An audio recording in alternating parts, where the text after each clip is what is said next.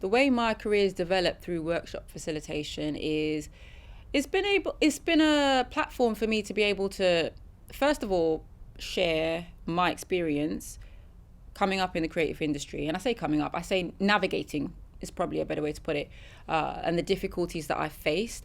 The fact that there are so many others who are also facing similar challenges, workshop facilitation has enabled me to share my findings, and because I've taken some L's, so hopefully people listening to my sessions don't have to. And it's made it easier to communicate specific things in relation to specific adversities, lack of representation, for example, and navigating the creative industry in spite of that. And also coming from a poor background, socioeconomically speaking, how I've gone about navigating that and overcoming certain things or difficulties in relation to that.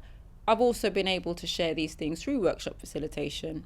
And it's given me the ability to connect with the creative community at large and really build a lot of relationships as well on a closer level, and really help people to move forward in their creative careers.